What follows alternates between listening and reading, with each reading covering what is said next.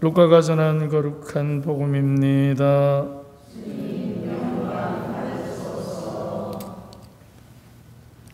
그때 예수님께서는 거울과 마을을 두루다니시며 하느님의 나라를 선포하시고 그 복음을 전하셨다. 12 제자도 그분과 함께 다녔다.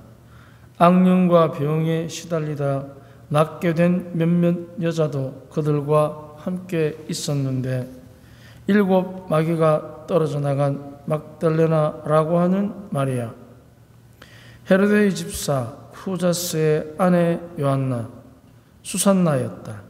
그리고 다른 여자들도 많이 있었다. 그들은 자기들의 재산으로 예수님의 일행에게 시중을 들었다. 주님의 말씀입니다.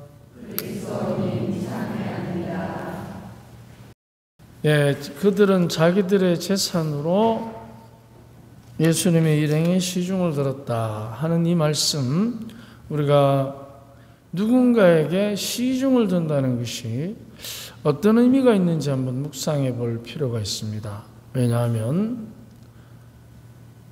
남의 시중을 든다는 것은 쉬운 일이 아닙니다. 하지만 그 시중을 드는 마음에는 분명히 내가 시중을 들음으로써 나에게 얻어지는 이익이라기보다는 축복이 분명히 있는 것입니다. 우리는 가정에서 보면 부모들이 자녀의 시중을 듭니다. 시간이 지나면 자녀가 부모의 시중을 듭니다. 이렇게 우리가 서로 간에 시중을 들어준다는 것은 상대를 보살피는 것입니다. 그런데 시중을 드는 방법에 있어서 그것은 내가 원하는 대로가 아니라 상대가 원하는 대로 시중을 들어줘야 되기 때문에 여기에 어려움이 있는 것입니다. 그래서 시중을 들으면 시중을 든 만큼 우리는 분명 내 안에서부터 자기 스스로가 마음이 더 넓어지고 인격적으로 성숙된 사람이 되기를 우리는 바라는데, 거꾸로 시중을 들면 들수록 대립되는 경우도 있습니다. 그러면 며느리가 시어머니 또는 남편이 아내가 남편을 시중을 들 때 거기에 걸림돌이 되는 것 중에 하나가 뭐냐면 내가 해주고 싶은 대로가 문제가 됩니다. 그래서 시중을 들다가도 힘들어지는 이유, 그거는 바로 내가 해주고 싶은 대로 상대가 그 시중을 받아주면 되는데 시중이라는 게 시키는 대로 해야 된다는 개념이 강합니다. 서로 시중을 받는 사람이 시중을 드는 사람에게 무엇을 요구할 때 그 요구하는 대로 들어준다는 것이 우리는 굉장히 걸림돌을 느낍니다. 왜 그러냐면 첫째, 생각이 다르기 때문입니다. 우리는 쉽게 생각이 다르다는 것에 대해서 인정하기가 굉장히 어렵습니다. 알고는 있지만 나와 생각이 다른 사람이 그 생각을 있는 그대로 받아들여주는 거 어렵습니다. 그 어려움을 우리가 이제 극복해낼 때 분명 다른 사람이기 때문에 생각이 다를 수 있다는 것은 다 알고 있습니다. 하지만 이 다르다는 것을 어떻게 극복해내느냐, 같아지려고 생각하면 큰 오산입니다. 같아질 수가 없습니다. 다른 사람이기 때문에. 그러면 같아지는 것이 아니라 다른 사람과는 이제 인정을 해주는 것이 훨씬 더 나와 상대를 성숙시키는 선택입니다. 인정. 그러면 우리가 그 사람이 나와 다른 것을 인정해 줄 때,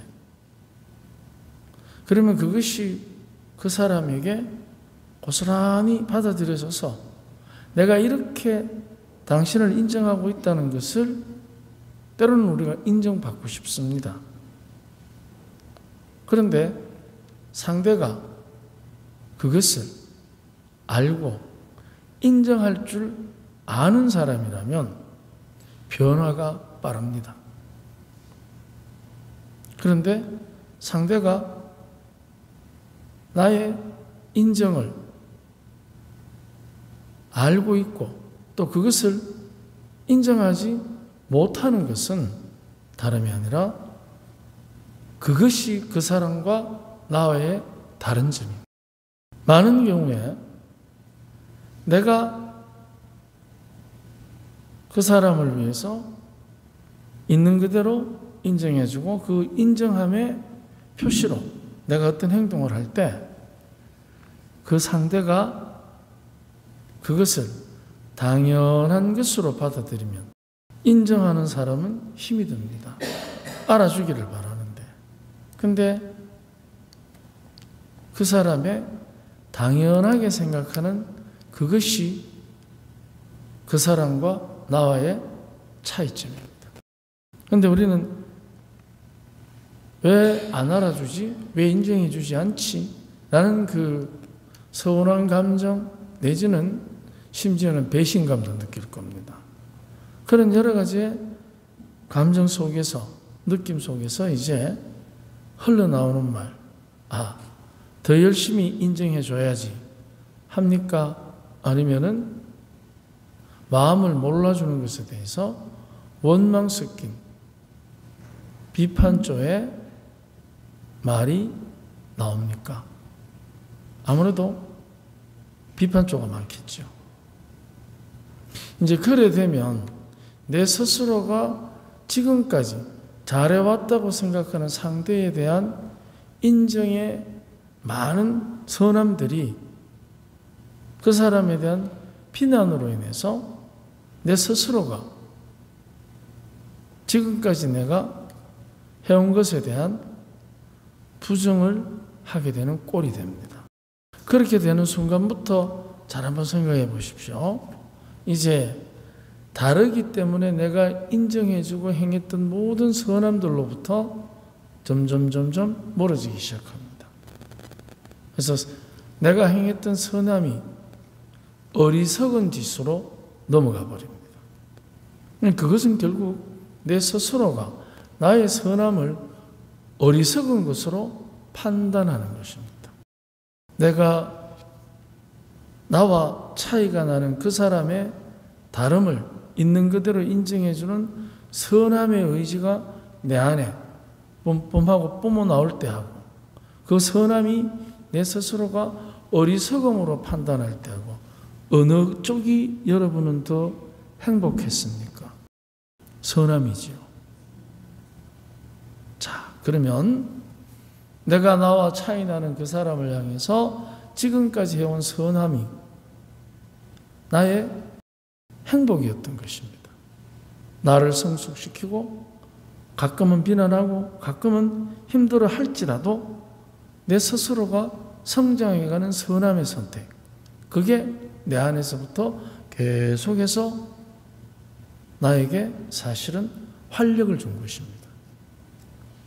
그런데 그것을 내 스스로가 판단하기를 어리석음으로 넘기는 순간, 그때부터 다른 점이 비난의 대상으로 됩니다. 비판할 점으로 바뀌는 것입니다. 선함의 고리였던 것이 비난의 고리로 변해버리는 것입니다. 그렇다면 결국 상대에 대한 있는 그대로의 인정이 나의 안에서 선함으로 작용할 때는 내가 행복했습니다. 왜? 그 사람은 당연하다고 생각하니. 그런데 그 당연함을 이제 비난의 대상으로 삼기 시작하면 점점 내가 이 뭐하는 짓이지?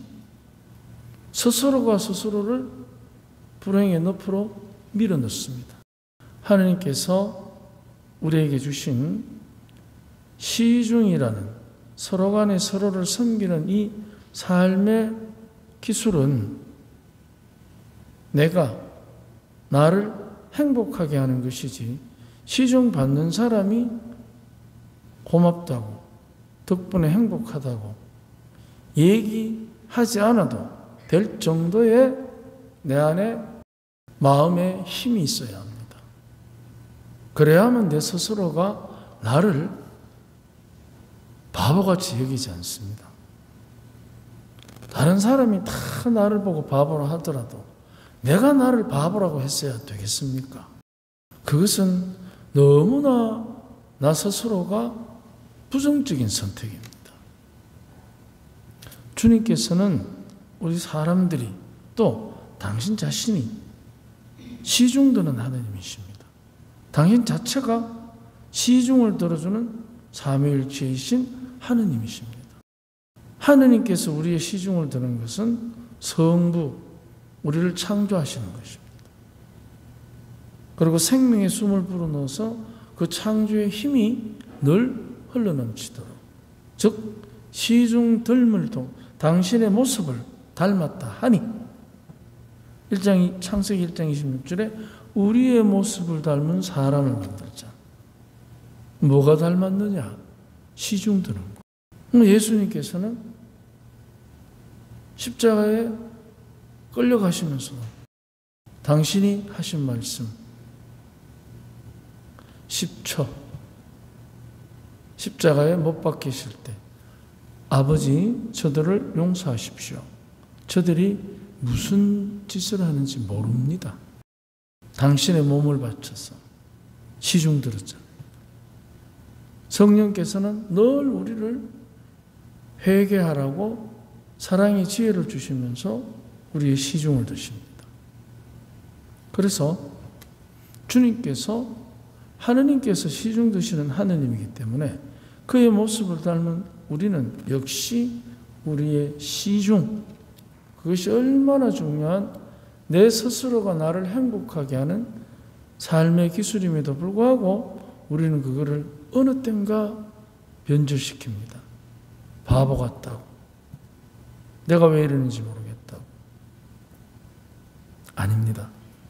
우리는 분명 부모의 시중을 들고 살아왔고 내가 이제는 누군가의 시중을 드는 것, 그것은 바로 물을 떠다 바치고 음식을 해주고 돈을 벌어다 주고 그 이전에 가장 중요한 것은 나와 다른 사람에 대한 긍정적 인정이라는 시중을 통해서 서로 그것이 상대가 당연하게 여기더라도 나는 시중을 통해서 이렇게 살아왔고 또 지금 누군가의 시중을 들므로써 더 나를 행복하게 하는 삶의 기술이라는 것을 다시 한번 묵상해 봅시다.